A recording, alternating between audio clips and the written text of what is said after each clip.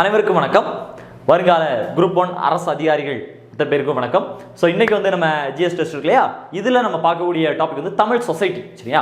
So Tamil society அப்படின்னாலே நமக்கு தெரியும், இந்த உலகத்தில் இருக்கக்கூடிய பல நாடுகளை விட முன்னாடி உருவானது நம்ம தான். கல் தோன்றி மண் தோன்றா காலத்தே வாழோடு முன் தோன்றிய மூத்த குடி அப்படின்னு பெருமையாக சொல்கிறோம் இல்லையா. ஸோ அந்த மாதிரி ஒரு பழமையான நாகரிகம் அப்படிங்கிறது நம்மளுடைய தமிழ் நாகரிகம். ஸோ நம்மளுடைய தமிழ் நாகரிகம் வந்து உலகம் முழுவதும் இன்னைக்கு பரவி இருக்கு. இது சொல்லவே வேண்டாங்க இல்லையா, உலகம் முழுவதும் இன்னைக்கு பரவி இருக்கிறோம். ஸோ அதுக்கு முக்கியமான காரணங்கள் 1000 இருக்கு. அதுல நம்மளுடைய கலாச்சார முக்கியத்துவம், நம்மளோட கல்ச்சரல் இம்பார்ட்டன்ஸ் இருக்கு இல்லையா. ஏன்னா உலகத்தில் இருக்கக்கூடிய மற்ற நாடுகளை விட நம்மளோட கலாச்சாரம் அப்படிங்கிறது ரொம்ப உயர்வானதாக பார்க்கப்படுது. இன்னைக்கும் ஒரு விருந்தோம்பலாக இருக்கலாம், அல்லது திருமண முறைகள் மேரேஜ் சிஸ்டமாக இருக்கலாம், இல்லை ஒரு கற்ப ஒழுக்கமாக இருக்கலாம் டிசிப்ளின்ஸ். ஸோ இந்த மாதிரி ஒழுக்கங்கள், இந்த மாதிரி எல்லா விஷயத்திலையும் தமிழ் கலாச்சாரம் அப்படிங்கிறது ஒரு உயர்ந்த இடத்துல இருக்கு. ஸோ இப்படி இது மட்டும் இல்லாமல் மற்ற நாடுகளோட நம்மளோட சிவிலைசேஷன் நாகரிகம் ரொம்ப வேகமாக வளர்ந்துக்கிட்டு இருந்துச்சு. என்ன 2 விஷயம் இருக்கு, பண்பாடுன்னு ஒன்று இருக்கு, இன்னொன்று என்ன இருக்கு, நாகரிகம்னு ஒன்று இருக்கு. சரியா? ஸோ பண்பாடு நாகரிகம் அப்படின்னு 2 வந்து சொல்கிறோம். சரி, பண்பாடு மீன்ஸ் கல்ச்சர் அப்படின்னு சொல்கிறோம். இன்னொன்று என்ன இருக்கு, சிவிலைசேஷன் நாகரிகம் அப்படிங்கிறது. ஸோ பண்பாடு அப்படின்னாலே தெரியும் நம்ம கிட்ட இருக்கக்கூடிய நல்ல விஷயங்கள், இது வந்து பண்பாடு கல்ச்சர். ஸோ நாகரிகம் அப்படின்னா வெளிப்புற தோட்டத்தில் நம்ம டெவலப் ஆனது. இப்போ நம்ம வந்து இன்னும் முன்னாடி இருந்த அளவுக்கு இல்லாமல் ரொம்ப ஸ்பீடாக நம்ம வந்து அட்வான்ஸ்டாக நம்ம டெவலப் ஆகிட்டு இருக்கோம். ஸோ இந்த மாதிரி டெவலப்மெண்ட் பேர் தான் என்னது, நாகரிகம் அப்படின்னு சொல்கிறோம் இல்லையா. ஸோ நம்ம தெரிஞ்சோம் இப்படி நம்ம தமிழ் சமூகத்துடைய கலாச்சாரம் பண்பாடு இது எல்லாம் பல பகுதிகளுக்கு விரிஞ்சு போனதுக்கு முக்கியமான ஒரு காரணமாக என்ன சொல்லலாம்னா, பல நாடுகளுக்கு இடையில நமக்கு இருந்த ஒரு வர்த்தக உறவு, ட்ரேடிங் ரிலேஷன்ஷிப். ஏன்னா நாம பல ஊர்களுக்கு போயிருக்கோம், பல ஊரை சேர்ந்தவங்க இங்கே வந்திருக்காங்க. அப்படி வரும்போது நம்மளோட கலாச்சாரம் வந்து உலக அளவில் போகப்பட்டிருக்கு, உலக அளவில் பேசப்பட்டிருக்கு. அப்படிப்பட்ட முக்கியமான ஒரு டாபிக் தான் நம்மளுடைய வர்த்தகம், ட்ரேடிங். ஸோ அந்த ட்ரேடிங் நெட்வொர்க், தென் பார்த்தீங்கன்னா ட்ரேடிங் ரிலேஷன்ஷிப், இதை பற்றி தான் நாம் இப்போ இங்கே பார்க்க போகிறோம். சரி, ஸோ எந்தெந்த நாடுகள் கூட எப்படிலாம் நம்ம இருந்திருக்கோம், அது மட்டும் இல்லாமல் இதுக்கான எவிடன்சஸ் அண்ட் சோர்சஸ் என்னெல்லாம் இருக்குது. ஸோ அதை பற்றி தான் நம்ம இன்னைக்கு இதில் வந்து ஜஸ்ட் ஒரு இன்ட்ரோவாக நான் வந்து சொல்ல போகிறேன். ஸோ இதை நீங்கள் வந்து டெஸ்ட் கொஸ்டினாக எழுத போகிறீங்க. இது எப்போ நீங்கள் வந்து பண்ணக்கூடிய ப்ராப்பராக பண்ணக்கூடிய விஷயங்கள். ஸோ இதில் என்னெல்லாம் நம்ம ஒரு பேசிக்கான விஷயங்கள் இதில் என்னெல்லாம் கற்றுக்க போகிறோம், இதில் என்னெல்லாம் நம்ம வந்து சேர்த்தா எப்படி நம்மளோட கொஸ்டின் வந்து எப்படி மற்றவங்களோட நம்மளோட இது வந்து நல்லா தெரியுது, அந்த மாதிரி விஷயங்கள் எவ்வளோ கண்டென்ட் கொடுக்கலாம் அப்படிங்கிறத இதில் வந்து நம்ம பார்க்க போகிறோம். சரியா? ஓகே, பார்க்கலாமாங்க. முதல்ல பாருங்க, சங்க காலத்தை பற்றி சொல்லியிருக்காங்க. சங்கம் எரா அப்படின்னாலே தெரியும் நமக்கு வந்து பிஃபோர் காமன் எரா 300 காமன் எரா 300 வரைக்கும் பார்த்துருப்பீங்க. அந்த கிமு 300 கிபி 300 வரைக்கும். ஸோ ஓகே, அதெல்லாம் ஓகே தாங்க. சரிங்க? ஸோ இந்த மாதிரி காலகட்டம் பார்த்துருப்பீங்க. இந்த காலகட்டங்களில் நம்ம எங்கெல்லாம் ட்ரேடிங் ரிலேஷன்ஷிப் வச்சுட்டோம்னா, ரோமானிய பேரரசு, சவுத் ஈஸ்ட் ஏஷியா, தென் அரேபியா, சைனா. இப்போ எக்ஸாம்பிள் சொல்லலாம்னு வச்சுக்கோங்களேன், சைனான்னு எடுத்துக்கோங்க. சைனாலேருந்து நீங்கள் என்னெல்லாம் இம்போர்ட் பண்ணியிருப்பீங்க, நம்ம தமிழ்நாட்டில் சைனாலேருந்து என்னெல்லாம் இம்போர்ட் பண்ணியிருப்போம் கொஞ்சம் சொல்லாமா? கோல்டு இருக்குது, தங்கம், சில்க் பட்டு, அதுக்கடுத்து மேக்னட் காந்தம், கற்பூரம் காம்பு, சுகர் சர்க்கரை, இந்த மாதிரி விஷயங்கள் நிறைய எங்கேருந்து வாங்கணும், சைனாலேருந்து தான் வாங்கியிருக்கோம். அப்போ இந்த மாதிரி நிறைய இதில் ஒரு சிம்பிளாகவே சொல்லிடலாம். ஓகேவாங்க? ரோம் இந்த மாதிரி நாடுகளுக்கு இங்கிருந்து நம்ம நிறைய பரிசு பொருட்கள் கொடுத்து விட்டுருக்கோம்.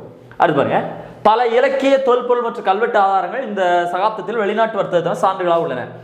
இலக்கிய தொல்பொருள் கல்வெட்டுகள் அப்படின்னு சொல்லியிருக்கோம். இலக்கியம் அப்படின்னால என்ன சொல்லிடலாம், எந்த இலக்கியத்தில் சொல்லலைன்னு தாங்க நம்ம கேட்கணும். அப்படி தானேங்க, எல்லா இலக்கியத்திலையும் சொல்லிட்டாங்க. மெயினாக என்ன சொல்லணும், அகநானூறு புறநானூறு பட்டினப்பாலை அவ்வளோ சொல்லியிருக்காங்களே. ஏன்னா முதல்ல பாருங்க, நம்ம வர்த்தகம் ட்ரேடிங்கை பொறுத்தவரைக்கும் என்ன இருக்கும் அப்படின்னாக்கா, பார்ட்டர் சிஸ்டம். அப்படி தானேங்க, பண்டமாற்று முறை. ஏன்னா காயின் சிஸ்டம் அப்போ கிடையாது, நாணய முறை இல்லை. ஸோ பார்ட்டர் சிஸ்டம் தான் இருந்துச்சு. பார்ட்டர் சிஸ்டம்னா நம்ம ஒரு பொருளை கொடுத்து இன்னொரு பொருளை நம்ம வந்து வாங்கிக்கிறது, எக்ஸ்சேஞ்ச் பண்ணிக்கிறது. ஸோ இதுக்காக நம்ம வந்து எந்தெந்த மாதிரியான பொருளாக வச்சுருந்தோம் அப்படின்னு பார்த்தீங்கன்னா படிச்சிருப்போம் இல்லையா, எது உப்பை கொடுத்து நெல் வாங்கிப்போம், உப்பை கொடுத்து நெல் வாங்குவோம். நெல்லின் நேரே உப்பு என சேரி விலைமாறு கூறலின்.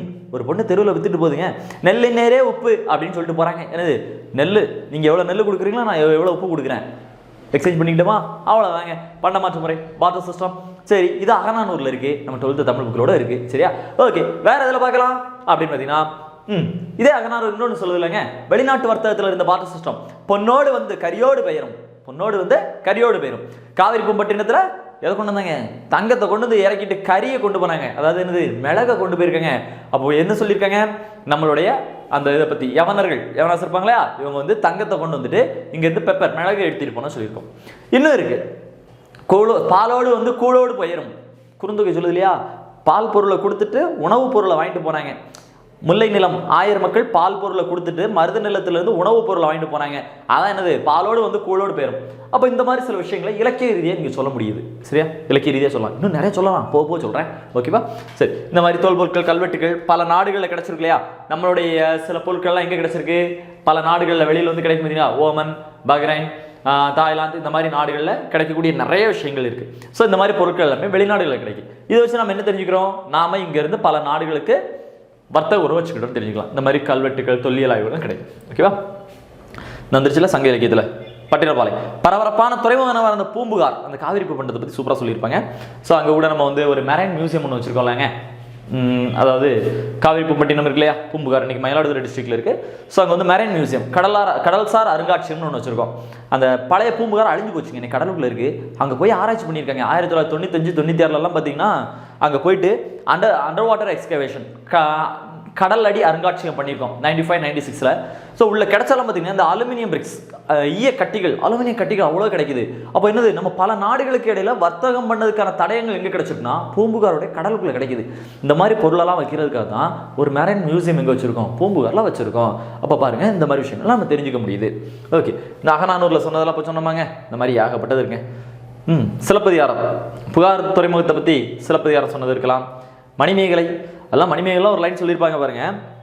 அந்த இந்திர விழா கொண்டாடும் போது ஒரு லைன் வரும் இடையில, பரந்தோருங்கு ஈண்டிய பாடை மாக்களும் அப்படின்னு ஒரு வார்த்தை. பரந்தோருங்கு ஈண்டிய பாடை மாக்களும். பாடை மக்கள்லாம் என்னன்னா பழமொழி பேசக்கூடிய மக்கள் புக்கில் கொடுத்துருப்பாங்க. பாடைன்னா என்னது, பாஷை. ஷ வந்து என்ன பண்ணுவோம், டாதரை போட்டு எழுதுவோம், அதான் போட்டிருக்காங்க. பழமொழி பேசிய பாடை மக்களும், அதாவது பல பாஷைகள் பேசக்கூடிய மக்கள். பரந்தோருங்க இந்தியா உலகத்தோட பல பகுதிகளில் இருந்து இங்கே வந்து தங்கி இருக்கக்கூடிய பல மொழி பேசக்கூடிய மக்கள் எப்படி வந்தாங்க? நம்மளுடைய வணிகம் மூலமாக தான் பூம்புகாருக்கு வந்திருக்காங்க. அப்போ தான் இந்திர விழா கொண்டாடும் போது அழகாக சொல்லியிருக்காங்க, இப்படி எல்லாரும் இங்கே இருக்கக்கூடிய இந்த பூம்புகாரில் நம்ம இந்திர விழா கொண்டாட போகிறோம் அப்படின்னு சொல்லியிருப்பாங்க இல்லையா? அந்த பரந்தோருங்க இந்திய பாடை மக்கள் அதில் சொல்லுதுங்க அழகான வார்த்தையை. சரியா? ஸோ இப்போ பாருங்கள், அந்த பல மொழி பேசக்கூடிய மக்கள் இங்கே வந்திருக்காங்க. ஓகே, இந்த மாதிரி மணிமேகலையில் சொல்லுது, இப்படி நிறையா இருக்குங்க. ஓகேவா? அடுத்து பிற இலக்கிய நூல்கள் வெளியிலிருந்து வருது. Periplus of the Erythraean C அப்படின்னு சொல்லக்கூடியது, எரித்திர கடலுடைய பெரிப்ளஸ் அப்படின்னு சொல்லுவாங்க. ஸோ இது வந்து ஒரு கிரேக் மாலு, ஒரு நேவிகேட்டர் இருக்காரு, அவர் எழுதியிருப்பாரு. இப்போ நம்ம பல நாடுகளுக்கு போகும்போது எழுதியிருப்பாங்க எந்தெந்த ஊரில் என்னதெல்லாம் கிடைக்குதுன்னு. ஸோ அந்த மாதிரி கண்டென்ட்டை பற்றி இதில் சொல்லியிருக்காங்க. சரி, அப்படி ஹெட்டிங் வைஸாக வந்துகிட்டே இருக்குதா? அதை பாருங்க, Periplus of the Erythraean sea. So இந்த மாதிரி தமிழ் துறைமுகங்கள் இங்கேருந்து என்னெல்லாம் எக்ஸ்போர்ட் பண்ணியிருக்கோன்னு சொல்கிறாங்க. அடுத்து வெளிநீடு, அது ஹிஸ்ட்ரி ஆஃப் நேச்சர், இயற்கை வரலாறு அப்படிங்கிற புத்தகத்தில் வந்து என்னெல்லாம் இருந்திருக்குன்னு பார்த்துருக்கோம். சரிங்க, ரோம்ல இருந்து என்னெல்லாம் வருது, அந்த ஸ்பைசஸ், நறுமணப் பொருட்கள் இருக்கு இல்லையா, நம்மளுடைய பெப்பராக இருக்கலாம், இந்த மாதிரி இதெல்லாம் வெளியில் கொண்டு போகிற இல்லையா, அது சில்க். அடுத்து பாண்டி நாட்டு முத்து. ஸோ இந்த மாதிரி விஷயங்கள் எல்லாமே நமக்கு வந்து சொல்லுது. ஓகேவா? அடுத்து ரோமானிய நாணயங்கள், ரோமன் காயின்ஸ். சூப்பருங்க, ரோமன் காயின்ஸ் தமிழ்நாட்டில் எங்கே தான் கிடச்சிருக்கு அப்படின்னா ஏகப்பட்ட இடத்துல கிடச்சிருங்க. இப்போ தமிழ்நாட்டில் பார்த்தீங்கன்னா அரிக்கமேடு, பூம்புகார், கரூர்லாம் சொல்கிறோம் இல்லையா, இதோட கிடைக்குது. கோயம்புத்தூர், கொடுமணல்னு சொல்லி ஏகப்பட்ட இடத்துல கிடைச்சிக்கிட்டு இருக்கு. இந்த மாதிரி ரோமன் காயின்ஸ் எல்லாம் கிடைக்குதுன்னா என்ன அர்த்தம்? நம்ம வந்து ரோமுக்கும் நமக்கு இடையில இருந்த ஒரு ரிலேஷன்ஷிப் பற்றி, ட்ரேடிங் ரிலேஷன்ஷிப் பற்றி நம்ம தெரிஞ்சுக்கிறோம். இந்த மாதிரி ஏகப்பட்ட காயின்ஸ் இருக்குங்க. ஓகே, அது அங்கேயும் சொல்லியிருக்காங்க. மட்பாண்டங்கள் மற்றும் ஜார்லாம் கிடைக்கும் பாருங்க, ஆம்போரா. சரிங்க, ஸோ ரோமன் ஆம்போரா, அந்த இது இருக்குல்லங்க, மது இறக்குமதி, அந்த ஒயின்லாம் ஒன்று ஒயின் ஜார் வந்து கிடச்சிருக்குங்க. எங்கே கிடைக்கிது? அரிக்கமேடில் கிடைக்கிது. சரியா? அரிக்கமேடில் வந்து பார்த்தீங்கன்னா ஒரு ரோமானிய ஆம்போரா அப்படின்னு சொல்லுவாங்க. ஸோ அது எப்படி இருக்குன்னா, ஒரு ஜார் வந்து சீமா இருக்காது, அது கொஞ்சம் நல்லா அழகாக இருக்கும். சரியா? ஓகேங்க. ஓகேங்க, இந்த மாதிரியான கீழே வந்து ஷார்ப்பாக இருக்க மாதிரி இருக்கும். ஒரு பேஸ் அப்படிங்கிறது இல்லாமல் இந்த மாதிரி ஷார்ப்பாக இருக்க மாதிரி இருக்கும். ஸோ இதுதான் ரோமானிய ஆம்போரான்னு சொல்லுவாங்க. ரோம்ல இருந்து இந்த ஒயின் ஜார் இருக்கு இல்லையா, அதை பற்றி சொல்லுது. அப்போ அரிக்கமேடில் இதெல்லாம் கிடைச்சுன்னா என்ன சொல்கிறோம்? நம்மக்கிட்ட இந்த மாதிரி சில அங்கே இருக்கக்கூடிய கிங்ஸ், மன்னர்கள் நமக்கு என்ன கொடுத்துருக்காங்க? ஒயின் கொடுத்துட்ருக்காங்க. இந்த மாதிரி விஷயங்கள்லாம் நம்ம இதில் பார்க்குறோம். ரவுலட்டட், இதுவும் இந்த மாதிரி தாங்க. பீங்கான் வெசல்ஸ் இருக்குல்ல, அந்த மாதிரி சொல்லுது. கிளாஸ் அது மாதிரி சொல்லுது. அடுத்து பீட் ஃபேக்ட்ரிஸ் இருக்குல்ல, மணிப்பட்டறைகள் அப்படின்னு சொல்லக்கூடியது. அரிக்கமேடு இந்த மாதிரி இடத்துல வந்து நம்ம பீட்ஸ்லாம் மேக் பண்ணக்கூடிய பட்டறைகள் இருந்திருக்கு. அடுத்து தமிழ் பிராமி கல்வெட்டுகள், தமிழ் பிராமி இன்ஸ்கிரிப்ஷன்ஸ் எங்கெல்லாம் கிடைக்குதுன்னு சொல்லியிருக்காங்க. அஷோரோட இன்ஸ்கிரிப்ஷன், இதெல்லாம் நம்மளை பற்றி சொன்னது.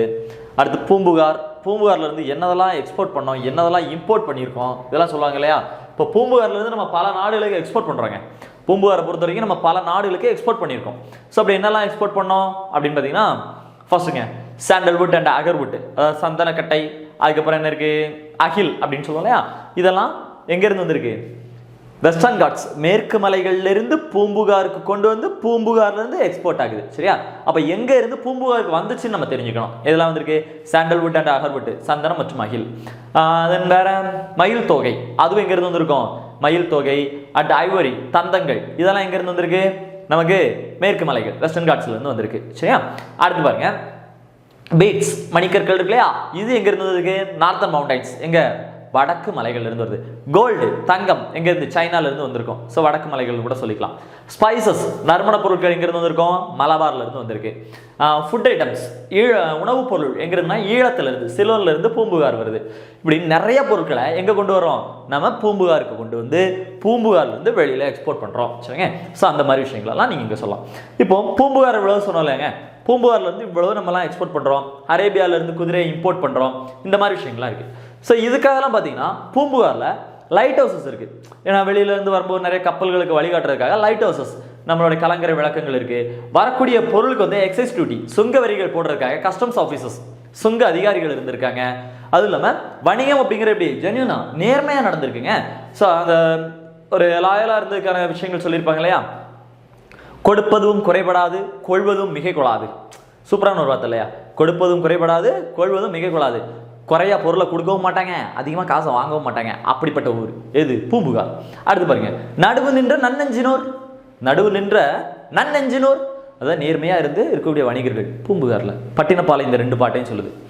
பூம்புகார் வணிகத்தை பார்த்து இன்னொன்று சொல்லுது பாருங்க புறநானூரில், அது அதோட சூப்பரான ஒரு பாட்டு. கூம்போடு மீப்பாய் களையாது மிசைபெறன் தோண்டாது தகார் புகுந்த புகார் அப்படின்னு இருக்கும். அதில் முதல் லைன் மட்டும் கொஞ்சம் கவனிச்சு நல்லா இருக்கும். மீப்பாய் களையாது மிசைபெறன் தோண்டாது. சரியா? மீப்பாய் களையாது மிசைபெறந்து ஓண்டாது. அது வேற ஒன்றும் இல்லை. இப்போ முன்னாடி வந்து என்ன இருக்கும்? கப்பல் வந்து பாய்மர கப்பல் தானே, என்ஜின் இந்த மாதிரிலாம் கிடையாது இல்லைங்க. அப்படி பாய்மர கப்பலில் போயிட்டு இருக்கோம், திடீர்னு ஏதோ பொருள் கடலுக்குள்ள விழுந்துருச்சு, ஒரு கண்டெய்னர் விழுந்துருச்சுன்னு வச்சுக்கோங்க. எப்படி எடுக்கணும்? முதல்ல கப்பல் நிறுத்தணும். இப்போனா என்ஜின் ஆஃப் பண்ணிட்டு ஆங்கரேஜ் போட்டுடலாம், ஆனால் முடியாதுல்ல. அப்போ வந்து என்ன பண்ணணும்? பாயை இறக்கணும். ஆனால் புகார் நகரத்து வணிகர்கள் என்ன சொல்கிறாங்கன்னா, என்னங்க பாயை இறக்கி நிறுத்தி அந்த பொருளெல்லாம் எடுத்துக்கிட்டு போங்க, அப்படி ஊரை பார்த்து போயிடுவோன்னு போகிறாங்க. எடுக்கவே மாட்டாங்களாம்.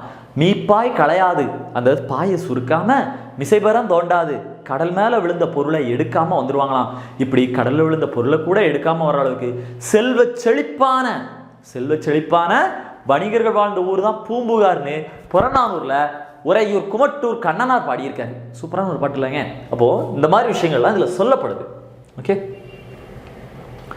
முசிறி சொல்ல வேண்டாம், திருச்சியில் இருக்கக்கூடிய ஒரு முக்கியமான விஷயம். சரி, திருச்சி பக்கத்தில் இருக்கக்கூடியது இதில் வந்து சொல்லக்கூடியங்க. ஸோ இன்றைக்கி திருச்சியில் இருக்க முசிறின்னு சொல்கிறாங்க, இன்னொன்று கேரளாவில் இருக்கக்கூடிய முசிறின்னு சொல்கிறாங்க. இதெல்லாம் கேரளா வெஸ்டர்ன் இருக்கக்கூடிய ஒன்று.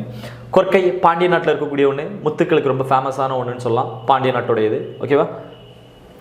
அடுத்து என்னெல்லாம் ஏற்றுமதி பண்ணிக்கலாம் மாதம் அந்த இது சொல்லலாங்க. ஸ்பைசஸ் என்னெல்லாம் போயிருக்கு, ஜவுளிஸ், ஆடைகள்லாம் சொல்லலாம். ரொம்ப முக்கியமாக வந்து கலங்காரி ஒன்று சொல்லலாங்க. ரொம்ப முக்கியமான ஒன்றுங்க. ஈஸ்ட் கோஸ்டல் ரீஜனில் மட்டுமே கிடைக்கும். கிழக்கு கடற்கரையில் கிடைக்கக்கூடிய கலங்காரின்னு ஒரு கிளாத் உண்டு. ஸோ அது எப்படி இருக்குன்னா, பியூர் காட்டன் தான், பியூராக இருக்கக்கூடியது. அதில் வந்து எப்படி வந்து அந்த கலர் சாயம் ஏற்றுவாங்க அப்படின்னு பார்த்தீங்கன்னா, செடி கொடி ஃப்ளாஸ் இதில் இருக்கக்கூடிய சாயம் தான். அது வந்து ஃபேட் ஆகவே செய்யாது, மங்கி போகவே செய்யாது. ஸோ எப்போவுமே ஒரு பர்ஃப்யூம் போட்ட மாதிரி ஒரு நல்ல ஃப்ராக்ரன்ஸ், நல்ல வாசனையோடையே இருக்கக்கூடியது. சரிங்க? ஸோ ஒரு நல்ல ஃப்ராக்ரன்ஸோடு இருக்கக்கூடியது, வாசனையாக தென் பார்த்தீங்கன்னா ஃபேட் ஆகாது. அதுக்கடுத்து பார்த்தீங்கன்னா பியூர் காட்டனாக இருக்கும். அதில் கலர் எல்லாமே என்ன இது பண்ணால் பூ இலை இதிலேருந்து பண்ணக்கூடியது. ஸோ இப்படி ஒன்று தான் என்னென்னு பார்த்தீங்கன்னா கலங்காரி கிழக்கு கடற்கரையில் கிடச்சிச்சு. இதெல்லாம் ஹை டிமாண்டுங்க. பிரிட்டிஷ்காரங்க என்ன பண்ணுவாங்கன்னா, நேராக இந்தியா தமிழ்நாட்டுக்கு வராங்க, ஈஸ்ட் கோஸ்டில் வாங்கிட்டு இந்தோனேஷியா போவாங்க. இந்தோனேஷியாவில் போய் இந்த கலங்காரியை விற்றுட்டு அதில் கிடைக்க அமௌண்ட்டை வச்சு என்ன பண்ணுவாங்க, இந்தோனேஷியாவிலேருந்து நிறைய ஸ்பைசஸ் வாங்கிப்பாங்க. ஏன்னா உங்களுக்கே தெரியும், இந்தோனேஷியாவுக்கு இன்னொரு பேர் வந்து ஸ்பைசஸ் ஐலாண்ட் அப்படின்னு பேர் வச்சுருப்பாங்க, நறுமண தீவுகள்னு பேர் உண்டு. ஸோ அப்போ அங்கே போயிட்டு அதை நிறைய கிடைக்குமா வாங்கிட்டு வருவாங்க. வாங்கிட்டு திரும்பவும் நம்ம ஊரில் வந்து மறுபடியும் கலங்காரியை ஏற்றிட்டு எங்கே போயிடறாங்க, யூரோப் போயிடுறாங்க. இப்போ பாருங்களேன், ஒரே டைமில் இந்த மாதிரிலாம் பண்ணியிருக்காங்க. யூரோப்லேருந்து வருவாங்க, கலங்காரியை எடுத்துகிட்டு இந்தோனேஷியா போகிறாங்க. இந்தோனேஷியாவில் விற்றுட்டு அங்கேருந்து ஸ்பைசஸ் ஐலாண்டுன்னு சொல்லக்கூடிய நறுமண தீவாக இருக்கக்கூடிய இந்தோனேஷியாவில் விற்றுட்டு அங்கேருந்து ஸ்பைசஸை ஏற்றி மறுபடியும் தமிழ்நாட்டிலேருந்து வந்து மறுபடியும் வாங்கிட்டு எங்கே போகிறாங்க, யூரோப் போகிறாங்க. இப்போ ஒரே டைமில் 2 விதமான வணிகங்களை பண்ணியிருப்பாங்க. ஸோ இப்படி ஒரு முக்கியமான ட்ரேடிங் ரூட்டாக இருந்ததா என்னென்னா நம்மளுடைய தமிழ்நாடு. ஓகேவாங்க? ஸோ அதெல்லாம் தெரிஞ்சுக்கலாம். ஓகே, இங்கே தமிழ்நாட்டில் கிடச்ச காயின்ஸ் பற்றி சொல்லியிருக்காங்க. அரேபியா மற்றும் சென்ட்ரல் ஏஷியா, மிடில் ஏஷியாவிலேருந்து அதெல்லாம் சொல்லியிருக்கோம். இதெல்லாம் ஜென்ரலாக தெரிஞ்சுக்கிறேங்க. சரி, ஓகே. இப்படி நம்ம பல நாடுகளுக்கெல்லாம் எப்படி போயிட்டு வந்திருக்கோம் அப்படின்னு பார்த்தீங்கன்னா, அன்றைக்கி நம்மகிட்டலாம் பெரிய கப்பல்கள்லாம் கிடையாதுங்க. ஆனால் இருந்தாலும் எப்படி போனோம், எப்படிங்க போனோம்? பாய்மர கப்பல். நேராக பார்ப்போம், காத்தடிக்குதா? அழகாக சொல்லாமேங்க. லேண்ட் ப்ரீஸ், சீ ப்ரீஸ் படிக்கிறோம் இல்லையாங்க, நிலக்காற்று கடல் காற்று அப்படின்னு படிக்கிறோம் இல்லையா. லேண்ட் ப்ரீஸ் அப்படின்னாலே தெரியும், நிலக்காற்று எப்போ வீசும்?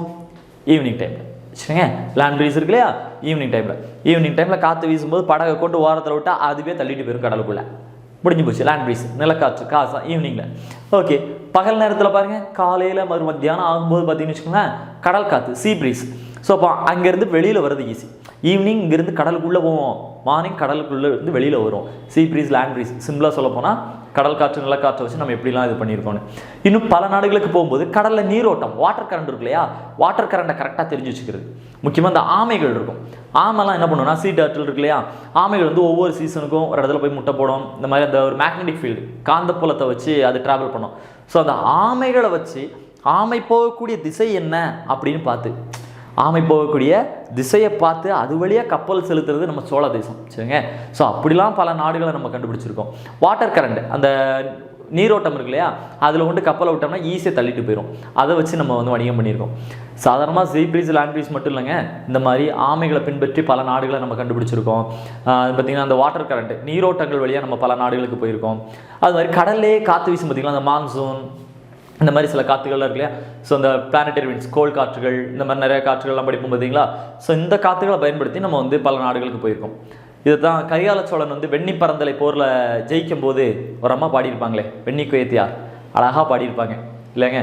வெண்ணி குயத்தியார் என்ன சொல்லியிருப்பாங்க நோர்க்கா? நளியிரு முன்னீர் நாவாய் ஓட்டி வழிதொழிலாண்ட உறவோன் மருக. நளியிரு முன்னீர் நாவாய் ஓட்டி வழிதொழிலாண்ட உறவோன் மருக. அதாவது காற்றோட திசை தெரிஞ்சு அழகான கடலில் கப்பல் செலுத்தி இந்த பல நாடுகள் கூட வர்த்தக உறவு வச்சுக்கிட்ட சோழ நாட்டில் வம்சத்தில் வந்த அரசனே நீ வருக அப்படின்னு வெண்ணி குயத்தியார் பாடுறாங்க. புறநானூரில் இருக்குல்ல அந்த பாட்டு. ஸோ அப்போ நம்ம வந்து பல நாடுகளுக்கு இந்த மாதிரி ஒரு ட்ரேடிங் ரிலேஷன் இருந்திருக்கு. பல நாடுகள் கூட நம்ம வந்து வர்த்தக உறவில் இருந்தோம். இன்னும் சொல்லனா, ராஜராஜ சோழன் காலத்திலேயே சீனாவிலேருந்து பட்டு துணி விற்கிறதுக்கு நிறைய பேர் வந்திருக்காங்க, அதை சொல்லலாம். அதுக்கப்புறம் அப்படி பட்டு துணி விற்க வந்தவங்களை பின்பற்றி போய் தான் நம்ம வந்து கங்கைக்கு அந்த பக்கமும் நிறைய நாடுகள் இருக்குது அப்படின்னு யார்? ராஜேந்திரன் தெரிஞ்சுக்கிட்டாரு. அதனால தான் ராஜேந்திரன் எதை கடந்து போனார்? கங்கையை கடந்து போய் அஸ்ஸாமை ஜெயிச்சுட்டு வந்தார். அன்றைக்கி அதுக்கு பேர் காமரூபம். அப்படி ஜெயிச்சுட்டு வந்ததுனால தான் அவர் கங்கை கொண்டான்னு சொல்கிறோம். இன்னும் நான் கடல் கடந்து போவேன்னு சொல்லி தான் வர்த்தகத்துக்காக போன வழிகளை பார்த்து தான் கடாரம், ஸ்ரீவிஜயம், அதாவது மலேசியா, சுமத்ரா, இந்த மாதிரி ஏரியா எல்லாமே ஜெயிச்சாங்க. அப்போது வர்த்தக உறவு மூலமாக நம்ம வந்து பல நாடுகள் கூட நம்மளுடைய கல்ச்சர் ரிலேஷன்ஷிப் அதிகமாக இருக்குது, பல நாட்டுடைய தொடர்புகள் அதிகமாக இருக்குது, பல நாடுகளை நம்ம ஆட்சி பண்ணியிருக்கோம். ஸோ வர்த்தகம் அப்படிங்கிறது சாதாரணமான ஒரு விஷயம் கிடையாது. ஏன்னா தனித்தனியாக பிரிஞ்சு இருந்த இந்தியாவை ஒன்றா சேர்த்ததே அந்த வர்த்தகம் தாங்க. ஒரு கட்டத்தில் நம்ம எல்லாருமே யார்?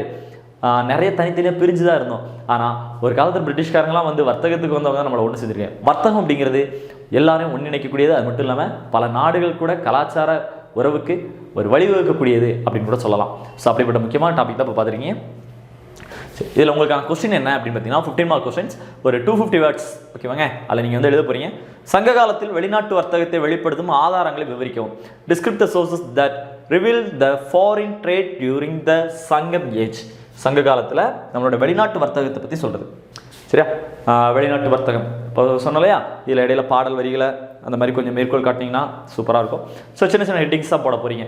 ஏன்னா 250 வேர்ட்ஸ் அப்படிங்கிறலாம் ரொம்ப கம்மி தான். சரியா? ரொம்ப ஈஸியாக எழுதலாங்க. 250 வேர்டு எழுதுறாங்க. நமக்கெல்லாம் கண்டென்ட் இதில் இப்போ நம்ம சொன்னோம் இல்லையா, இந்த இதில் இருக்கிற கண்டென்ட்டு, இப்போ நம்ம சொன்ன கண்டென்ட்டு, இதெல்லாம் வச்சு நீங்கள் எழுதுனாலே ஒரு 1000 வார்த்தை எழுதலாம். சரியா? நம்ம அவ்வளோலாம் சொல்லலை. உங்களை 250 வேர்டு தான் எழுத சொல்ல போகிறோம். ஸோ அதில் வந்து நீங்கள் சிம்பிளிஃபை பண்ணி எழுதுங்க. ஸோ இதில் சப்கெட்டிங் போடுறது, இடையில நம்ம இந்த புறநானூறு, அகநானூரில் சொல்லப்பட்ட விஷயங்கள், ஏன்னா கேட்குறது வந்து சங்க காலத்தில் உள்ளது. இப்போது நம்ம இதெல்லாம் முக்கியமாக சங்க காலத்தில் உள்ளதுனால அந்த சங்க காலம் ரிலேட்டடாக கூட சொல்லியிருக்கேன். நான் இடையில நிறைய சொன்னேன், ராஜராஜன், ராஜேந்திரன்லாம் லேட்டஸ்ட் சாளாஸ் அது வராது. பட் இருந்தாலும் நான் எக்ஸ்ட்ரா உங்களுக்கு வந்து மேலோட்டமாக சொன்னேன். ஸோ சங்க காலத்தில் நடந்த சில விஷயங்களை சொல்லும்போது அதுக்கான சின்ன சின்ன ஹெட்டிங் போட்டு அதுக்காக கொஞ்சம் மேற்கோளாக காட்டினீங்க, அந்த கோட்ஸ்லாம் சொன்னீங்கன்னா சூப்பராக இருக்கும். சரிங்க, ஓகேங்க. பண்ணுங்க, உங்களுக்கான கொஸ்டின் இதில் இருக்குது. ஓகே, அடுத்து இன்னொரு நாள் இன்னொரு கொஸ்டினில் நம்ம மீட் பண்ணலாம். நன்றி, வணக்கம்.